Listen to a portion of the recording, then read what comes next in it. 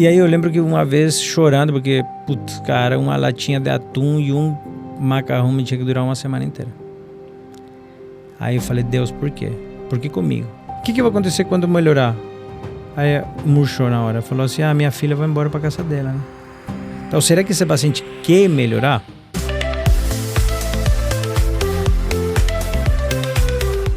É isso aí, pessoal. Podcast Saúde Minutos com Cacá Reis. Estamos aqui com mais um convidado ilustre para falar hoje sobre a parte de fisioterapia. É uma área aí que tem crescido muito, com bons profissionais na área, e nós estamos com um desses excelentes profissionais. José Ordenes, muito obrigado pela sua presença, e nós vamos aqui bater um papo, trocar informações e aprender e entender melhor como é a fisioterapia e suas áreas de atuação. Muito obrigado, José, pela sua presença, e gostaria que você se apresentasse. Não, obrigado, Cacá, pelo convite. Eu sou José Ordenes, ou Ordenes, né, que a maioria confunde. Eu sou fisioterapeuta chileno e já estou há 12 anos aqui no Brasil. Eu tenho meu mestrado em desenvolvimento humano e tecnologias, terminando o doutorado agora na parte de dor lombar crônica, e trabalho em 3 áreas, tanto na área de pesquisa, na área clínica e na área de gestão de clínicas de fisioterapia. Então, tenho essas 3 áreas. É tranquilo, né? Não, muito demais. Mas você vê que legal, né, pessoal? Já está concluindo aí, né, cursando o doutorado. Então, além da prática, tem muita teoria, né, doutor? Tem que fazer... Doutorando, né? Tem que fazer bastante essas 3 coisas. Eu acho que hoje, antes de vir para cá, eu falei, caramba, o que a gente vai falar? E até saiu uma palestra hoje, enquanto eu estava escovando o dente para vir para cá. Falei, matando a pseudociência com neurociência. Porque o que acontece? Hoje aparecem muitas técnicas novedosas, né? Você já deve ter visto um monte de coisa mirabolantes aí, ventosa com gelo, acupuntura, tem um monte de coisa, né? E em realidade, todas elas funcionam por um motivo, pelo nosso cérebro. Então, às vezes, muitas pessoas falam, cara, eu fiz X coisa, eu fiz uma quiropraxia, eu fiz uma osteopatia, eu fiz uma ventosa, eu fiz um raspador de liberação miofascial, e para mim funcionou. Só que quando você coloca isso à luz da evidência, não tem. Você fala, mas como funciona na clínica se não tem evidência na parte científica, né? A vontade de cura era tanta?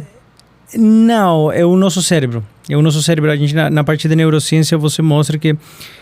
E aí vem todo o ponto que a gente poderia falar da fisioterapia, porque o que acontece? O nosso cérebro, cada estímulo que ele recebe, ele tem 2 decisões. Ou ele é perigoso, e eu entendo como ameaça, ou ele não é perigoso e eu não entendo como ameaça. Dependendo dessa ameaça ou não, dessa decisão do cérebro, ele é gerador ou não gerador. Então, isso é um modelo que a gente chama de modelo do organismo maduro, de 1998, de Gifford, onde ele fala assim, se eu dou um estímulo e ele entende como ameaçante, é gerador. Então, a dor não é igual a dano. Então, aí você já derruba um mito que, tá doendo, então tem alguma coisa quebrada, machucada, rasgada, e aí você tira. Só que se ele entende que não é ameaçante, ele guarda na memória e entende que ele é bom. Então, a gente tem até pequenos exemplos, como, por exemplo, a primeira vez que alguém deu um beijo numa criança. É ameaçante, a criança chora. Só que depois você começa a entender que segundo o contexto, segundo o que acontece, se você gosta da pessoa, já não é tão ruim, sino que bom. E aí você vai mudando esse mesmo estímulo frente ao contexto diferente, você entender que isso é bom ou não. Então, quando a gente entende desse modelo do organismo maduro, e você faz uma massagem, uma liberação, mas você está num contexto clínico, o cara está de jaleco, o cara está num ambiente você seguro, teu cérebro fala, não, esse estímulo não é ruim, não é ameaçante, ele é bom. Então, por isso eu tenho que dar como resposta o quê? Aí teu corpo libera opioides endógenos, que é o que a gente libera quando a gente tem pratica esporte de alta intensidade, quando a gente tem uma relação sexual, quando a gente recebe um estímulo que é benéfico para a gente libera opioides endógenos. E por isso melhora. Então não é que melhore pela técnica mesmo, não é que você vai liberar uma face, não é que você vai liberar o músculo de outro músculo, não é isso. É que quando você coloca o dedo, com todo o contexto, o cérebro fala, isso aqui não é ameaçante, então eu posso relaxar. E a gente faz bastante essa brincadeira em diferentes palestras que eu dou. No México eu fiz isso. Se você fizesse em casa, vou tentar encostar lá embaixo. Não consigo, chego até a metade da canela. Fecha o olho, respira profundo várias vezes, faz uma massaginha na orelha e tenta de novo. Você vai chegar lá embaixo. Tirou o foco. Não é porque você melhorou o alongamento, não é porque soltou a face, não é porque isso. Só porque o sistema nervoso central baixou. Aguarda. E você consegue ganhar mobilidade. Então aí tem muitas coisas que falam, fiz liberação miofascial, consegui encostar no chão. Eu fiz uma massagem que liberou sei lá o que, consegui encostar no chão. Fizeram bentosse que liberou minha face, consegui encostar embaixo. Não, só porque teu cérebro baixou a guarda, baixou o sistema nervoso simpático, o músculo diminui o tônus, você chega mais embaixo. Olha que interessante. Então, eu vinha com isso. Nas palestras você já faz a técnica já. Eu faço, mostro para eles. Cara, qualquer coisa que você fizer, você vai conseguir ganhar mobilidade. Então, não é a técnica, não é porque que a gente continua dos anos 80 essa parte mecanicista, não é porque a face soltou, é porque o músculo liberou, é porque isso aconteceu. Não, porque do sistema nervoso central baixou o simpático, que é o que mantém a guarda, né? E aí conseguiu melhorar a mobilidade. É o que eu falo bastante nas palestras sobre o alongamento. Sabe o alongamento estático? Uhum. É porque a gente vai alongar para melhorar o esticar o isquiotibial. Aí você fica puxando o teu paciente todas as sessões o cara fica encurtado. Em realidade, esse encurtamento, né, que a gente fala, é porque, em realidade, a origem e inserção do músculo não muda. Então você não encurta nada. Uhum. Você aumenta o tônus muscular. E o tônus muscular quem comanda é o sistema nervoso central. Então, se eu acho que estou com frio, eu vou aumentar o tônus. Se eu acho que eu estou em perigo, aumento o meu tônus. E aí fica todo contraído, todo rígido, né? E aí você confunde que o alongamento melhora a mobilidade, sendo que não. O alongamento, ele só é um termo que a gente utiliza, né? O alongamento estático, onde você inibe duas células, o órgão tendinoso de Golgi, que está no tendão, e o fluxo neuromuscular, que está no músculo. Uhum. Eles trabalham em contrário. Então, quando você tensiona os dois, o cérebro faz o quê? Desliga os dois. Quando desliga os dois, a mobilidade aumentou. Só que depois de 5 minutos, volta de novo. Então, o que eu falo? Eu faço uma brincadeira com os alunos ou nas palestras, que eu coloco 4 pessoas segurando uma mesa. Uma mesa bem leve, ou uma cadeira. Falou, tenta sair um. E coloco uma garrafinha de água deitada em cima. Sai um. Aí o cara sai. Volta, sai outro. Volta, sai outro. E eles começaram a aprender a fazer isso. Dos 4, depois tirou 2. Sempre os diagonais. Fala assim, agora pode sair mais alguém? Não, porque senão a mesa vai cair, ou a cadeira vai cair. Então, isso que acontece com os isquiotibiais. Se tiver só os dois trabalhando, semitendino, semembranoso, e não tiver mais ninguém, ele vai manter o tônus aumentado. Sim. Se eu tenho mais músculos trabalhando, eles relaxam. Então, eu faço essa brincadeira para colocar que não é só o isquiotibial, também é o glúteo que tem que trabalhar na parada. Então, quando o glúteo entra, o isquiotibial relaxa. Então, você não precisa ficar estirando somente o isquiotibial. Tem que ativar o glúteo e automaticamente o isquiotibial relaxa. Então, aí vou mostrando para eles e tem bastante mudado esse conceito, né? Que a gente tem vários conceitos de alongamento. Alongamento ajuda, o estático não mais. Agora você tem que fazer os movimentos dinâmicos. Aí sim, se você faz um estiramento dinâmico, beleza. Você está preparando para atividade. Então, tem bastante coisa que a gente tem abordado e tem dado certo, cara. Tem mostrado o que a gente achava nos anos 80, né? Que a gente aprendia, como tem mudado e isso realmente como ajuda o fisioterapeuta, educador físico a mudar e ser mais efetivo com o paciente. Hoje a gente... E aí você conseguir tratar ele com menos tempo, né? Exatamente, ser mais efetivo. Então hoje a gente tem até um movimento que chama Make Physio Great Again. Fazer a físio grande novamente. A gente ficou repetindo protocolos antigos. O físio se vê desvalorizado, o paciente aumenta o sofrimento e o sistema de saúde fica sobrecarregado. Então são 3 coisas que acontecem. Como eu falei no começo do podcast, eu trabalho tanto na parte clínica, na parte de pesquisa e na parte de gestão. E para a gestão...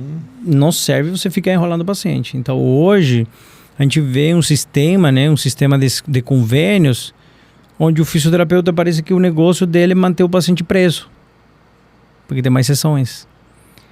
Só que eu estive num congresso no Sul, em Florianópolis esse ano, e um dos grandes nomes de dor crônica é o Felipe Reis, do Rio de Janeiro. E ele me deu um alerta bem grande numa palestra que ele estava dando, porque ele fala assim, o seguinte, muitas pessoas acham que a físio não faz mal para o paciente, mas faz mal. É igual exercício, né? Vamos pensar, né? O exercício em excesso ou o exercício inadequado vai trazer uma lesão, né? Pensando para a área de academias, né? De Exatamente, mas quando você vê o físio que não resolve o problema, você prolonga o sofrimento do paciente, faz que ele gaste o tempo dele, que é o mais valioso, dinheiro dele, porque ele vai ter que ir de Uber de alguma forma, e prolongar esse sofrimento é um dano, né? Então, quando a gente faz a promessa de não maleficência na ética, quando você prolonga o cara sofrendo, quando você não entrega o mais efetivo, quando faz que o cara volte com você várias vezes, você está fazendo uma maleficência para ele, né? E gera até um bloqueio, né? O pessoal acaba, eu fiz, não deu certo, não vou fazer, não vou continuar, né? E nem sempre é assim, né? O que a gente mais escuta é a físio não serve para nada. A físio não funciona. Já tive que convencer alguns alunos. Não, funciona sim, você precisa. Então esse movimento que a gente está fazendo é para mudar bastante isso. Não é que a físio não funciona, é que realmente muitas vezes e isso é triste, tá? O que eu vou falar. O profissional não entende que você está tratando o amor de alguém. É a mãe de alguém, é o pai de alguém, é o filho de alguém, é a esposa ou o esposo de alguém. O cara atende, não, beleza, vamos colocar aí, vou te deixar 15 minutos no choquinho, 20 minutos nisso aqui, 30 minutinhos aqui, pronto, volta na sessão seguinte. E aí? É uma responsabilidade enorme que está sendo... banalizada. Para mim, está sendo uma questão banalizada. E aí vem a justificativa que muitas pessoas falam, mas é pelo convênio paga pouco. Então não trabalhe pelo convênio. Se você não conseguir entregar um serviço de qualidade pelo convênio, não trabalhe, está tudo certo. Mas aí a pessoa... É a justificativa, né? Que eu até brinco. Os físios que eu tenho nas clínicas, até eu brinco com eles. Eu sou igual o Marçal. Vou fazer duas perguntas. O como e o porquê. O como. É porque vou melhorar a mobilidade do paciente. Como? Se o cara me falou alguma coisa, ele tem que ter a resposta. Senão, ele vai azedar pro lado dele. Então, aí fica. Vai ter a chamada oral e aí vai ter... Então, na clínica, eu sou o cara que até os físios... Pode falar, sou chato. E se você não aguentar, pode pedir as contas, tá tudo certo. Mas aqui eu vou te colocar na parede todo dia. Para melhor, né? Exatamente. Então a gente tem reunião clínica toda segunda-feira, 1h. Se eu não estou, eu estou online. Mas se eu estou viajando pelos cursos e palestras, estou online. Mas porque tenho muitos senso de responsabilidade. O que acontece? Pessoa que tem recursos... Você pode ir para a clínica privada, você pode escolher o profissional que te atende. Convênio, você até pode escolher. Mas tem poucos cadastrados, pouca grade de horários, né? E o SUS? E o SUS? Que o cara não tem para onde correr. É esperar na fila? E o cara que vai te atender talvez fale, ganho pouco mesmo? É um crime, né? Então, para mim... Qualquer área, né? Mas para mim é isso. Na minha área, eu brigo na minha área com respeito a isso. Então, tem bons serviços do SUS. Não estou falando que não, tem muitos bons serviços do SUS. Mas às vezes tem um atendimento que por volume. E aí eu falo no volume. Eu penso assim, atender individual é o que todo fisioterapeuta deveria começar. Atender no convênio, o cara tem que ser muito bom. Não é o cara que está começando o rodízio que tem que ir. Então, a gente tem várias formas dentro da parte de gestão de clínicas para evitar isso. Então, o melhor fisioterapeuta eu tenho que ter ele atendendo os pacientes de baixa complexidade, para atender volume. Eu não posso... Até as pessoas às vezes não entendem, né? A gente tem um fluxograma na clínica. Cara complexo, eu não tenho como colocar em grupo. Não. E o paciente, mas se eu tenho convênio, tudo bem, eu entendo. Mas seria uma irresponsabilidade minha te colocar com mais 5 pessoas, sendo que o teu caso ainda tem ponto. Você não consegue colocar o pé no chão, você não consegue fazer isso, não consegue fazer alguma coisa. Ou às vezes pacientes crônicos que têm sinusofobia. Medo de se mexer. Não posso te colocar num rodízio de 5, 4. Não levanta nem da cadeira, né, normalmente. E aí, como eu vou colocar ela? Então, tem algumas coisas que a gente está fazendo de movimentos, que está mudando bastante coisa. A gente está brigando contra o que já existe, mas de uma forma que a gente está procurando o quê? Valorizar a profissão. E brigando e entregando resultado, né? Não é brigando... por gritar. Não, entregando resultado. Não é briga de grito. Né? É curto prazo e com eficiência, né? E aí você começa. E E as pessoas se falam, né? Eles se conversam, os pacientes eles acabam se comunicando entre eles e vê as melhoras, né? Isso que é interessante. A gente tem bastante paciência em comum lá. E é interessante isso, a gente vê sempre o pessoal elogiando, né? E aí tem até os nomes, né? Ah, fiz o tal, da clínica. Fala, é excelente. Então, e aí, porque eu sou o chato. Mas tá tudo bem. Eu sempre... É assim, ó. A liderança, ela é solitária. Não tem como. Vai ser sempre o chato. Mas é o que eu falo. Hoje já passei de algumas fases. Eu sempre falo até pro Físio. O começo, você quer ser o Neymar da vida. Você quer ser o cara que aparece, que tá em todo lugar. Eu acho que é na evolução da vida. Eu querendo... Eu sou, eu faço, eu que aquilo. Depois você quer ser, além do Neymar, você quer ser o técnico. Crio melhores para eles se destacarem. Tá tudo bem. Só que você continua sendo técnico. Eu falo que eu tô nessa fase ainda. Mas eu quero ser depois o dono do time só. Eu quero saber que eu contrato o técnico e o técnico coloca os melhores. Entendeu? Mas ainda não cheguei lá. E é difícil, e não é de achar abaixo, né? Para você subir. Na verdade, é difícil você largar o baixo, né?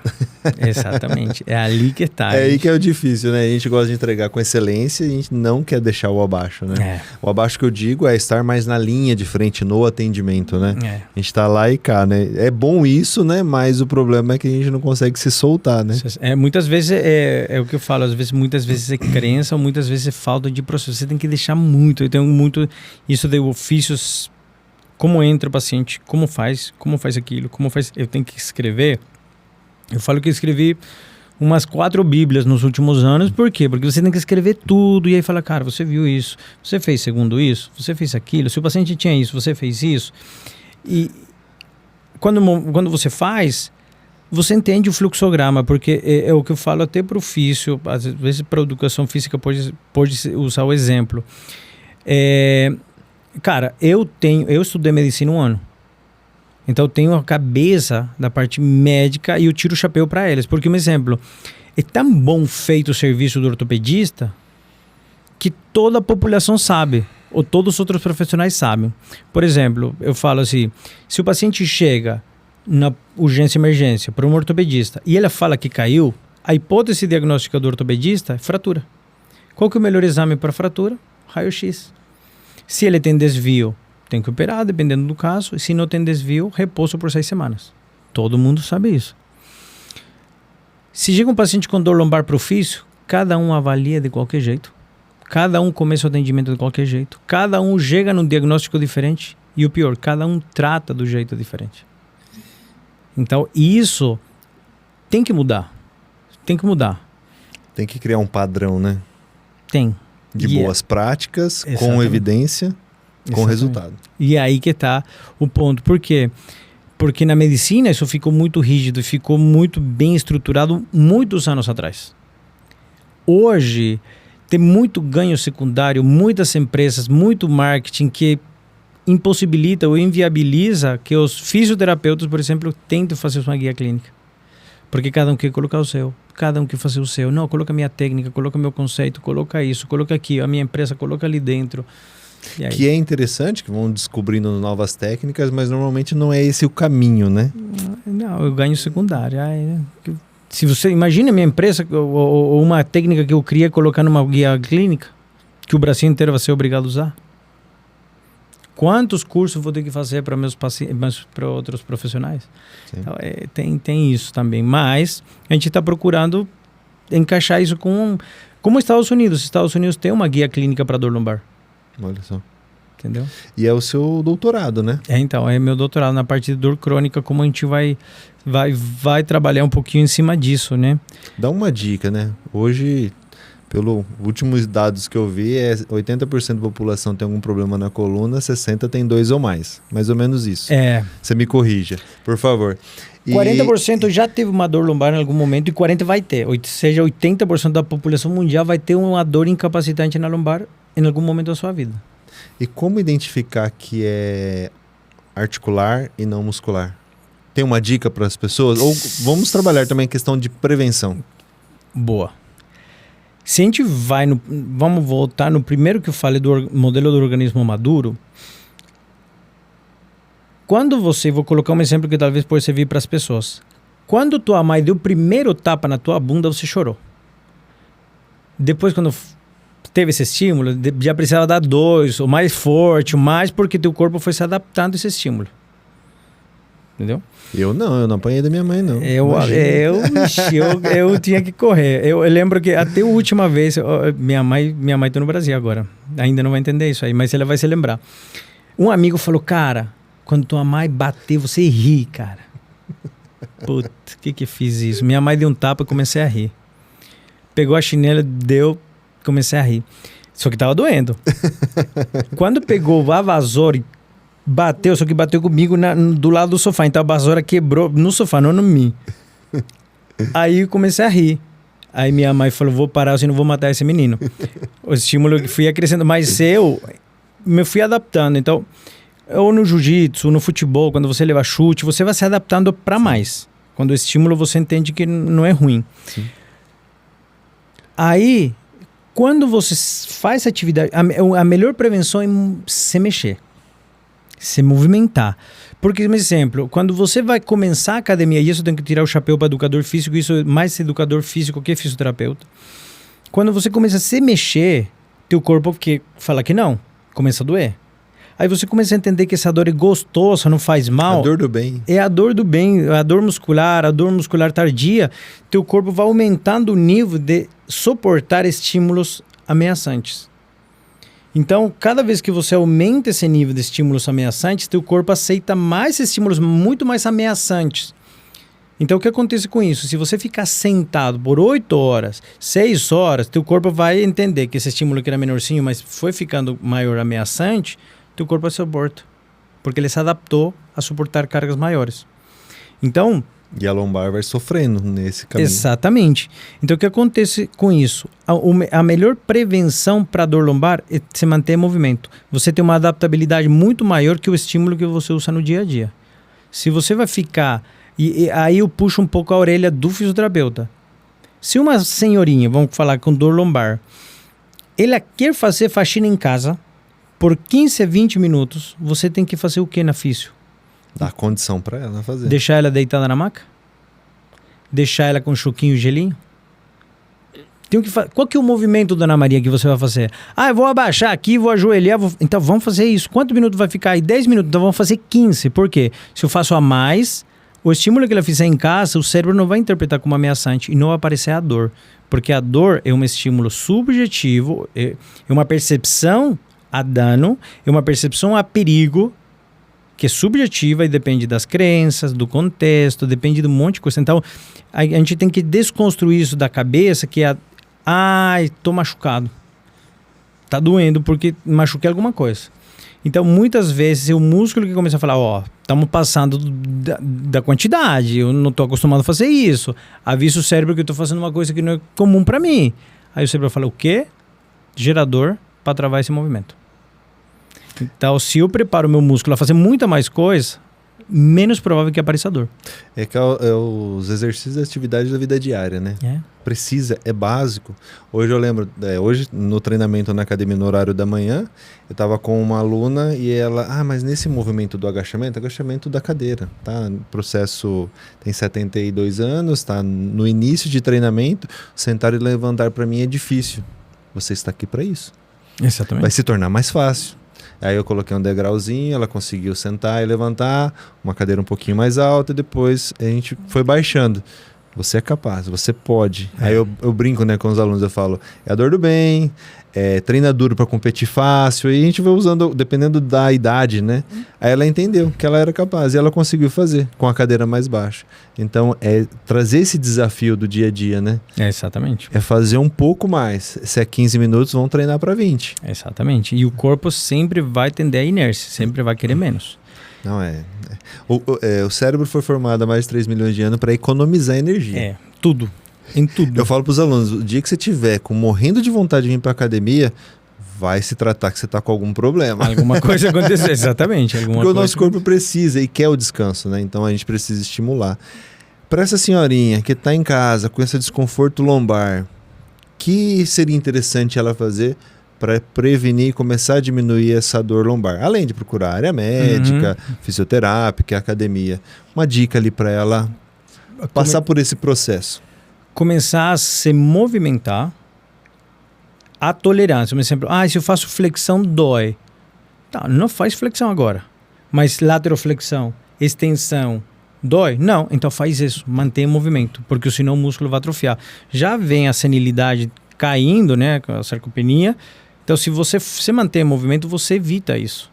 E teu cérebro vai começar, opa, será que agora consigo flexionar? Será que agora consigo fazer isso? Será que agora consigo me mexer um pouquinho mais? Então, quando a gente trabalha, eu falo que a educação física e a fisioterapia são os coaches do movimento. Um entra quando o sistema está na ameaça, a gente tem que tirar a ameaça do sistema nervoso central e depois continua o educador físico.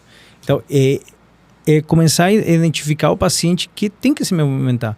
O problema é o paciente, não. O nosso cérebro, logicamente, criou a dor para nos proteger. Tá? A dor é para falar, cara, tem alguma coisa ali, para, reveja seu joelho. Mas ele exagera. Por quê? Porque hoje no contexto temos o Dr. Google, ChatGPT, temos um monte de coisas e o problema é que eu acho que no Brasil e no mundo todo, o famoso jornal da tarde que só passa desgraceira, então tudo fica na alerta. Não, atenção o dia inteiro. Exatamente. Então você vê que todo paciente que chega para mim fala, não, mas já pesquisei, isso aí ia ter câncer. Sempre aparece o famoso câncer, né? Então tem que tomar bastante cuidado com isso. Então hoje o nosso contexto piorou mais a situação. Então a dor hoje, qualquer coisa, vamos colocar uma pessoa do sítio, que não assiste TV, que não assiste rádio, tudo. Fala, tô com dor. Nem tem tempo para isso, né? Tô com dor de cabeça. Tá bom. Agora, pega uma pessoa que mora em São Paulo, num apartamento, que vê notícia o dia inteiro, que vê jornal o dia inteiro, fala, nossa, eu tô com dor de cabeça. Cara, eu acho que deve ser câncer. Não, vou perguntar pro ChatGPT, falou que pode ser tumor, vou procurar um neurologista. Por quê? Porque o contexto pega muito, cara. Hoje a tecnologia é uma coisa boa, mas também ao mesmo tempo, se você não sabe administrar, pega para mal. Sim. Não, qualquer coisa que você digitar nesses meios de busca, ela vai trazer os dois lados, né? O meio bom e o péssimo, né? É. E aí as pessoas vão para qual? É lógico. Não é o herói, é o coitado, né? Não vai pro lado do herói, vai pro lado do coitado, né? Eu falo, tem em casa. Tô com dor de cabeça, tomou água? Comeu? Tá com alguma infecção? Dormiu bem? Então, beleza. Não, já vou tomar um remédio. Pra que vai ser automedicar? Primeiro teu corpo está te falando alguma coisa, calma. Tem uma tá acontecendo alguma coisa, ele precisa de uma atenção, né? Exatamente. Eu brinco, né? Que nem ontem eu tava fazendo avaliação numa aluna, ela falou assim, como que ela comentou? Não sei o que lá, eu sinto dor. Eu falei, que bom que você sentiu dor nesse movimento.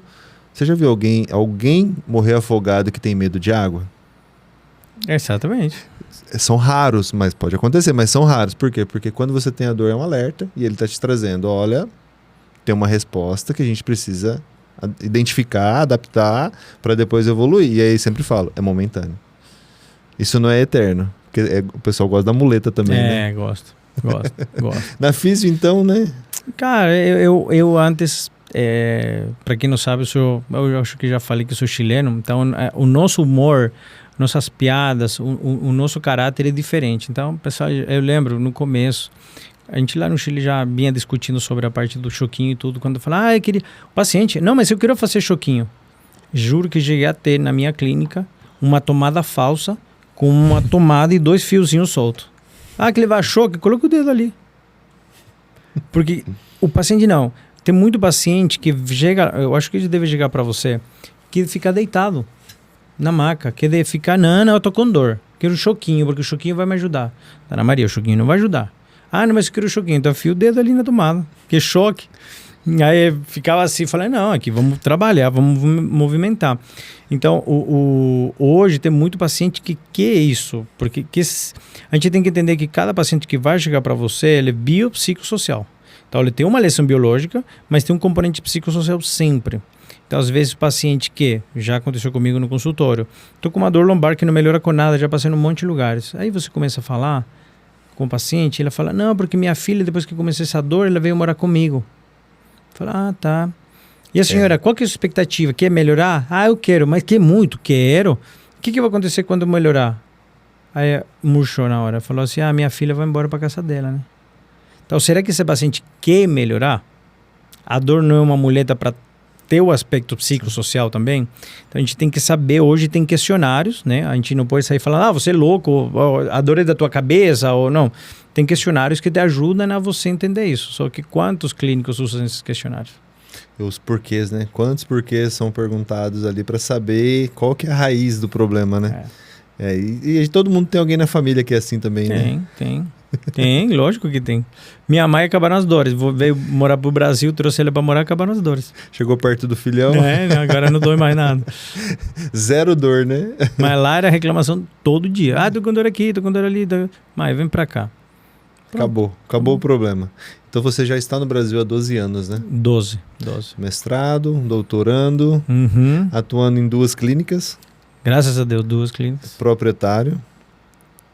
Que hora dorme? Que horas treina? Onde vive? Eu tenho uma questão que eu acho que para mim é muito importante. Eu acho que o mais importante que Deus nos deu hoje pra gente, eu acho que é o tempo. Gestão de tempo. Tempo. Para mim, tempo, tudo é cronometrado. Tempo. E é um exemplo. E processo. Fofoca. Cara, alguém vive com uma fofoca? Tchau. Eu já tô indo porque não tenho tempo para escutar, para perder meu tempo, entendeu? Então, hoje eu tenho muito bem definido os tempos. Um exemplo, de manhã, eu tenho outras empresas, né? Tenho a parte de educação, que ajudo fisioterapeuta de toda a América Latina, mas, por exemplo, de manhã eu não trabalho na clínica. Eu só trabalho à tarde hoje. Então, toda a parte administrativa acordo cedo, os artigos que eu leio entre as 5 e as 7. E aí vou fazendo tudo antes das crianças. Acordando as crianças, fico com elas. Todo dia a gente tem que almoçar, jantar, tomar café da manhã juntos. Porque é o tempo que tenho com elas. Daqui a quando eles façam 18, ninguém vai querer saber de mim. Até os 10 anos a gente vai ter tempo com eles. Depois... exatamente. Então, tem que aproveitar. Esse tempo é o que me ajudou muito. Essa gestão de tempo me ajudou muito a tentar ser muito mais efetivo. Tentar fazer o máximo em menos tempo possível. Então, não tem esse... vamos fazer amanhã, cara. Não, vamos fazer agora. Mas por quê? Não, vamos fazer agora. Dá uma raiva de ouvir depois, né? Depois eu vejo, depois eu faço. Não. Eu fico louco com isso. Você tem quantos filhos hoje? 2. 2 meninas? 2 meninas. Quantos anos? 8 e 5. 8 e 5. Eu tenho 2 meninos, um de 6 e um de 3. Então. A gente tá precisando fazer uns churrascos aí, quando tiver uns 10, 12 anos. Aí as meninas elas vão adorar. As minhas, por exemplo, terça e quinta, eu faço jiu-jitsu com elas. Olha que legal. Elas fazem, eu faço do lado. Mas é um tempo nosso. Terça e quinta de manhã. De manhã, porque elas estudam à tarde. À tarde. Então, à tarde eu atendo, que é o horário que elas estão na escola, e aí eu vou atender. Então, José, por que você não atende de manhã? Porque o meu tempo é mais valioso com elas. Eu já consegui. Tem uma equipe, que passa com a equipe? Tem uma equipe hoje que atende. Então, hoje eu entendi a prioridade. No começo, quando você trabalha o eu sou, eu quero, isso, você mata seu tempo. Quando você entende realmente. Então, hoje... Muitas pessoas falam, cara, você é louco, você treina bons fisioterapeutas, eles vão embora, montam boas... É isso. Amém. É isso. Que bom. Que bom. E aí, quando começou a acontecer isso, eu falei, o quê? Então, eu sou bom treinando, então eu vou treinar para fora. Hoje eu tenho mais de 12 mil alunos em toda a América Latina treinados por mim. Perfeito. Ótimo, estou em isso. Agora vou viajo dos 52 finais de semana, viajo aos 26, 27 para fora do país para treinar fisioterapeutas.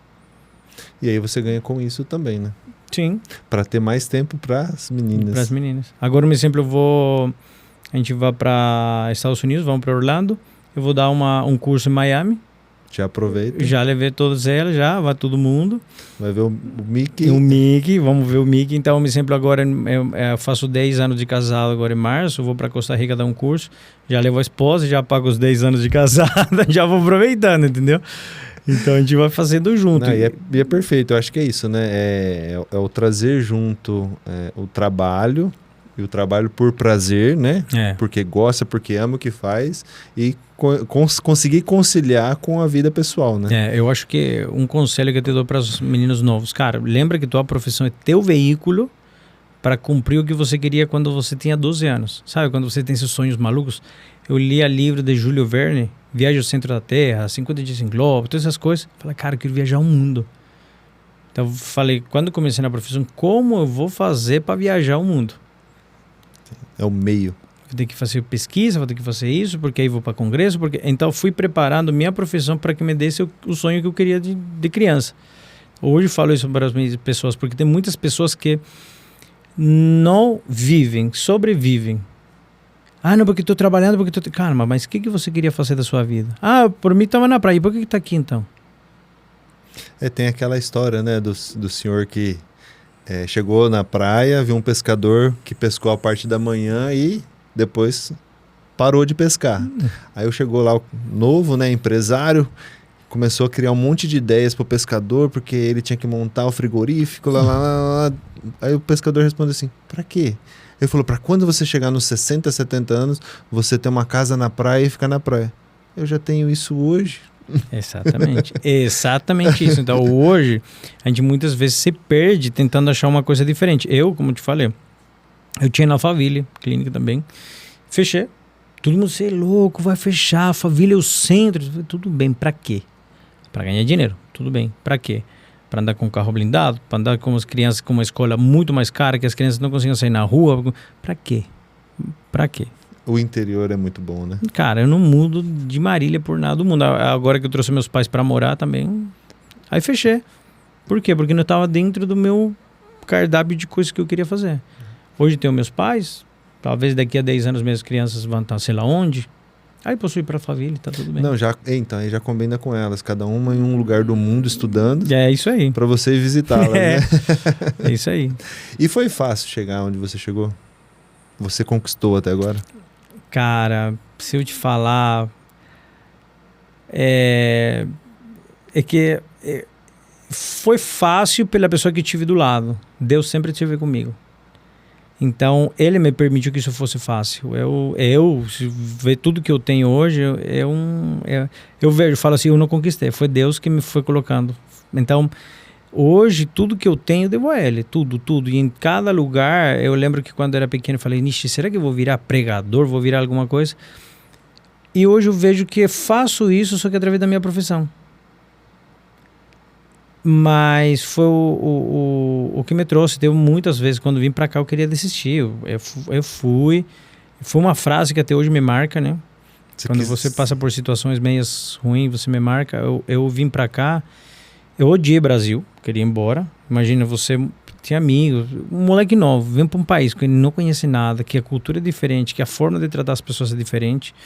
Eu lembro que chegava aqui e falava assim, cara, vamos fazer alguma coisa? Vamos, a gente marca. Quando? Não, a gente vê. Aí eu ligava. Não, mas a gente marca. O brasileiro não conseguia falar, cara, não quero ou quero. E você ficava insistentemente. Porque no nosso país é ou não é. E tá tudo bem. Então, se sentir sozinho, eu tava com uma noiva há 5 anos. A gente ia casar, tinha tudo já pronto. Eu vim pra cá. Aí falei, ô Diego, vamos embora. Aí, quando eu fui embora, ele falou, não, mas já também pediu um intercâmbio pra lá, eu vou vir. Aí, beleza, eu entrei no mestrado, aí ela durou pouquinho tempo, não aguentou. Falou, vamos embora. Eu falei, eu não tenho como, não posso abrir mão do mestrado. E aí fiquei sozinho. E aí, quando eu fiquei sozinho, eu falei, perdi tudo. Aí, um exemplo, eu lembro que não tinha muito dinheiro e ainda não podia trabalhar, né? Então, tudo até porque tinha que validar, né? Tudo dinheirinho que eu tinha, eu lembro até, aí numa imobiliária daqui de Marília, falaram, não, você não tem nada, não tem avalista, então tem que pagar sei lá quantos meses adiantados. Paguei, aí fiquei dormindo no apartamento, mas no chão do apartamento, no não piso, tinha mais nada.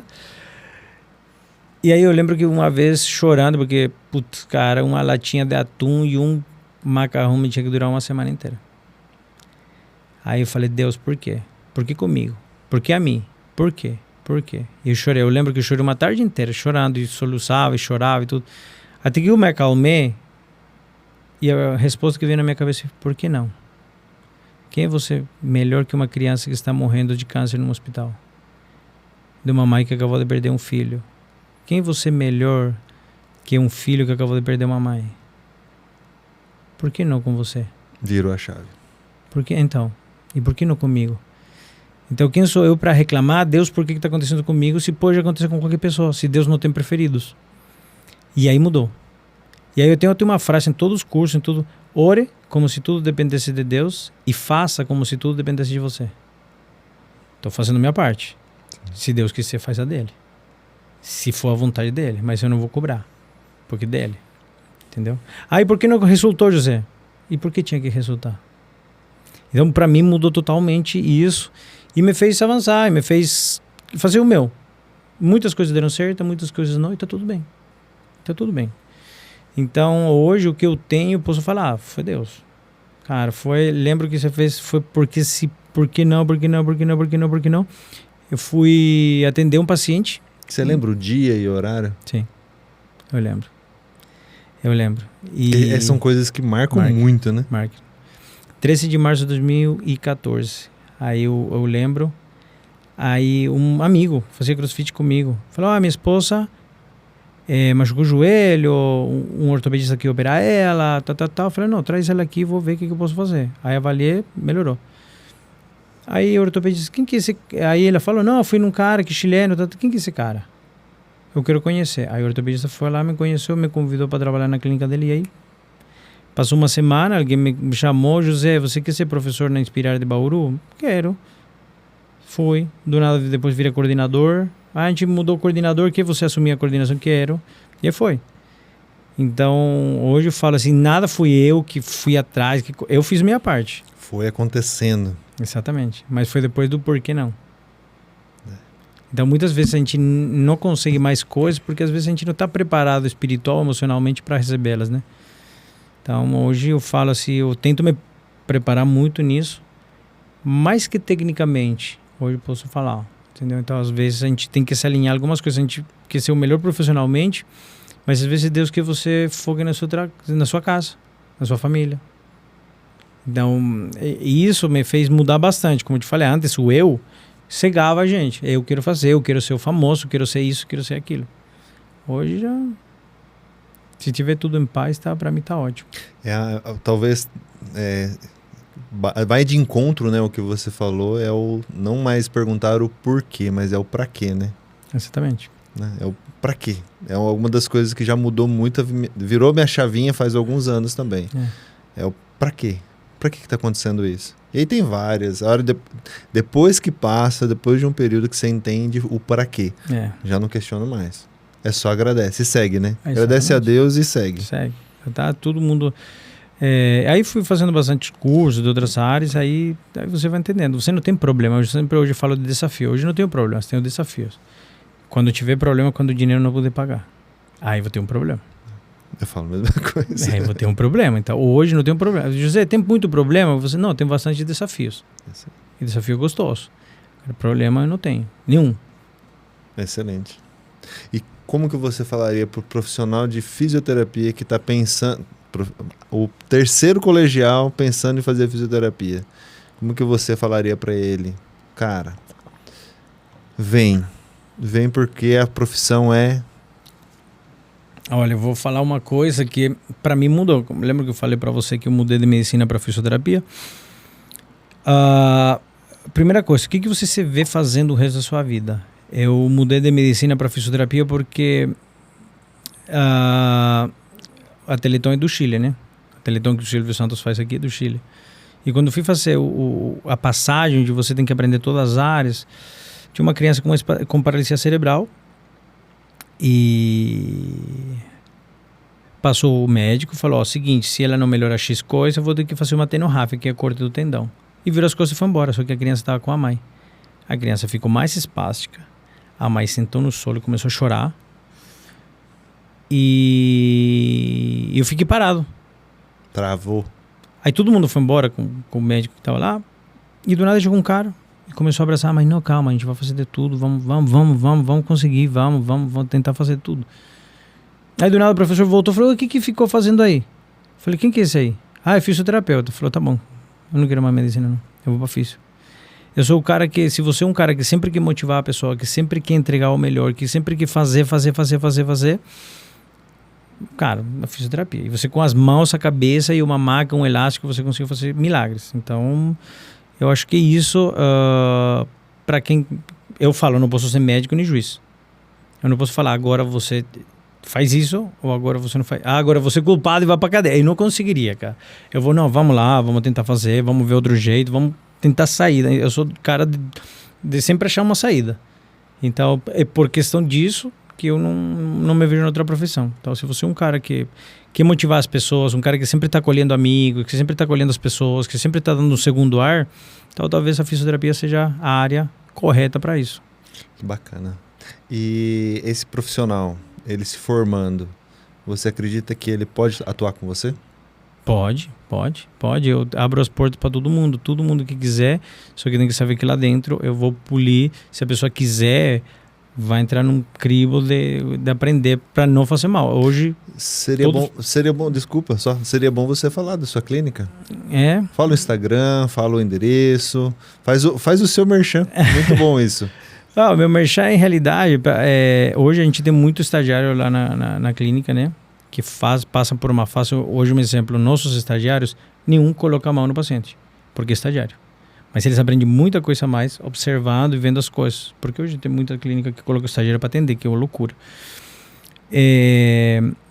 A nossa clínica chama Instituto Los Andes. A gente lá dentro, você vai aprender como avaliar um paciente, como fazer um diagnóstico, antes de você sair tratando, como você fazer análise crítica, como você discutir caso clínico, que é uma coisa que hoje eu aprendi também com reuniões clínicas dos médicos, tanto em vários hospitais que fazem, muito boas. E o profissional que quiser trabalhar, que quiser realmente seguir a evidência científica, o respaldo científico, pode ir lá que as portas estão abertas para estágio. Só que tem que saber que vai ser cobrado e treinado para ser o melhor. Eu digo sabe que vai evoluir, né? Vai ter muito estagiário que chega lá, Zé, cara, aprendi muito mais aqui que muitos anos estudando sentado numa cadeira, tentando puxar alguma coisa e sugar alguma coisa. E para quem é formado e vão falar, porque sempre tem essa pergunta, José, qual que é a melhor técnica? O que você me aconselha? Eu falo, cara, olha para dentro de você e você vai ver 3 coisas. Hoje a metodologia que a gente utiliza chama ADT, Avaliação, Diagnóstico e Tratamento. Porque hoje a profissão nossa, igual outras profissões, foi criada para ser técnica. Então o fisioterapeuta foi criado para aprender técnicas, trabalhar num hospital por comando de outro profissional. Ele não foi feito para pensar. Então o ADT é obrigando o cara a fazer uma avaliação, fazendo um diagnóstico, fazendo um tratamento. Hoje até pergunto sempre para as pessoas se todo mundo fica para dentro. Quantos cursos de técnica fez no último ano? 5. E de diagnóstico diferencial, centrado no paciente? Nenhum. E de avaliação? Nenhum. Está sendo o quê? Um técnico. Cada vez você está se transformando mais em um técnico. E o problema do técnico apaixonado, que a gente chama, que o cara se namora do professor ou da professora, se namora da técnica e defende com unhas e dentes. E esse é o mais perigoso. O apaixonado é sempre o mais perigoso, né? Cara, o cara que fala assim, porque a melhor coisa é a quiro. Eu sou quiropraxista, sou especialista, Marília, em quiropraxia. Eu gosto da quiro, me apaixonei, o professor é muito legal e sai fazendo quiro em todo mundo, cara. Aí tem uns que melhor, outros que pior, outros que fica ruim, faz hérnia. Não é para todos, né? Ou naquele momento não era o ideal, né? Exatamente. Então, por isso que eu falo, vai focar na avaliação, vai focar em diagnóstico. O tratamento é, cara, para mim, o menos importante. É saber fazer uma boa avaliação, né? Certeza. Tem paciente que, sei lá, igual que eu falei da senhorinha que ela não queria melhorar a dor lombar porque não queria que a filha fosse embora. Aí você vai ficar estralando a veinha, quase fazendo uma fratura, sendo que não estava ali o foco. Só que você não parou para ver uma pessoa antes. Ali é só a faísca, né? Exatamente. Doutorando, fala para mim um paciente que você fez esses 3 passos, né? Que é avaliação, diagnóstico e tratamento, e que você viu uma evolução gritante, assim, que te emociona de lembrar. São várias. Olha, o que aconteceu esses dias, foi uma paciente que chegou para mim, foi num ortopedista de ombro aqui de Marília, falou para ele, cara, eu não acredito mais na fisioterapia. Eu fiz 20 sessões, me colocaram um negócio no ombro, fizeram uma bolha, não melhorou, não acredito mais. Aí ele falou, cara, vai no chileno, né? Aí ele foi lá, avaliei, cara, o pessoal não entende isso. Você não vai atender a dor, você vai atender a incapacidade do paciente. Então imagina você não conseguir escovar o dente, você não conseguir pentear o cabelo, você não conseguir fazer nada, você se sentir totalmente uma pessoa que já não serve na sociedade. Ela foi lá, a gente avaliou. Puta, cara, era uma coisa tão simples, que a gente fez a avaliação, fez o diagnóstico, e na hora de aplicar a técnica, cara, ela melhorou em 40 minutos. Ela começou a chorar, José, eu falei, não, agora você continua com o educador físico, a gente me passa o contato, a gente trabalha em conjunto e continua. Ah, mas vou conseguir. Você não tem nada. Não, mas meu ombro está 8 meses assim, mas você não tem nada. Então, só fez a ativação correta. Só isso. Então, ela tinha que todo mundo fala, tem um problema no manguito. Qual? São 4 músculos. Então, estavam tratando tudo igual, era só o subescapular. Então, é isso. É poder ver a alegria da pessoa. Cara, consigo fazer de novo. Então, eu acho que é isso.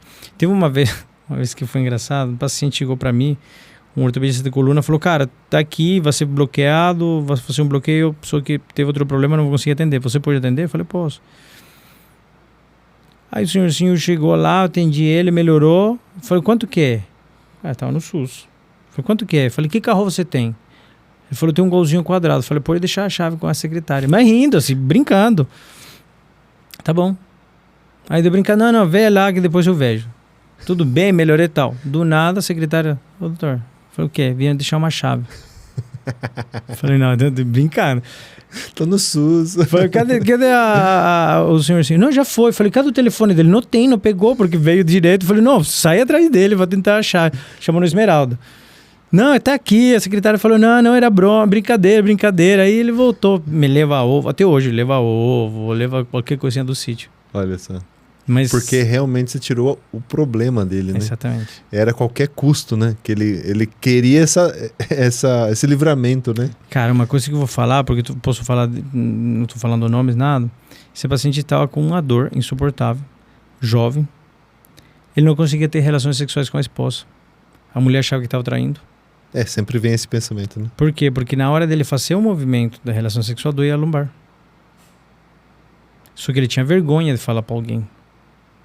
Então o que acontece? Quando você não aprofunda, você não busca, cara, o que mais impossibilitava ele não era a dor, porque a dor ele aguentava. Só que no momento estava deixando ele triste. Será que já fica com disfunção erétil? Pessoa muito simples, já tinha pensado em se enforcar. Por isso, quando ele melhorou, falou, cara, e aí foi engraçado, né? Porque o estagiário ficou olhando. Faz o movimento que você faz com a esposa. Aí ele olhou pro estagiário e falou, não é com ele, faz sozinho. Aí o estagiário ficou gelado, falou, não, faz. Aí ele começou a fazer, ele, cara, não dói. Tá, então você vai fazer, e se doer, você vai fazer isso. Acabou. Aí quando saiu, por isso que deixou o carro, tirei o problemão dele, né, mas... salvou o casamento. Salvou o casamento dele. Então, é isso, cara, não é uma dor, não é uma vértebra, não é uma coisa, é uma pessoa que tá atrás. É a mãe de alguém, é o pai de alguém. Então, muita gente não lembra disso quando atende, cara. E eu atendo a cada 40 minutos, mas tem casos que às vezes até eu falo para os outros pacientes, cara, se isso aqui é mais complexo, eu vou atrasar o resto. Só que quando o paciente chega atrasado, doutor, tá atrasado, tá ajudando alguém que talvez você também pode extrapolar um pouquinho. As pessoas não entendem, né? Não, mas agora já entende, a maioria já... já entende. Muito bem, doutorando José Ordenes. Tô aprendendo a falar correto o sobrenome dele. Pessoal, foi um bate-papo riquíssimo. Tem muita informação para trocar com o doutorando, né? Eu me pego errando aí, perdão. E aí eu gostaria muito da gente marcar uma próxima para a gente fazer esse bate-papo novamente, de repente entrar em algum assunto mais a fundo, porque a gente deu uma pincelada, conheceu mais sobre famílias e tudo mais, formação, e só tenho a agradecer. Não, eu que te agradeço. Agradecer por essa oportunidade, por trazer, né, a sua área da fisioterapia pro podcast, para trazer esses... Eu falo que é muito conteúdo de qualidade. E como eu brinquei com você, né? Antes, no começo, eu gostava. Hoje eu tô apaixonado pelo podcast. Porque eu aprendo e muito. Tô aqui aprendendo mais um pouco. Não, é legal. Muito bom isso. E o convite, muito obrigado também. Você falou para mim, uma honra. A gente tem parceria a longa data, né? A gente tem pacientes, intercâmbio de pacientes também. Então, eu te agradeço pelo convite e quando quiser, tô aí. É isso aí, pessoal. Muito obrigado, doutor. Fique aí, assista os próximos podcasts e você que pode ser um patrocinador do podcast, nós ficamos à disposição, tem o nosso contato aí no podcast e nós só temos a agradecer a Deus e a todos que participam dessa ação e desse podcast Saúde em Minutos com Cacá Reis. Doutor, deixe só uma mensagem final e a gente se despede. Cara, seja teimoso. A gente é descendente de espanhol, seja teimoso. Se você tem um sonho na vida, vai em frente. Tenha fé e vai em frente. Eu acho que é isso. É isso aí, pessoal. Podcast Saúde em Minutos. Muito obrigado e até logo.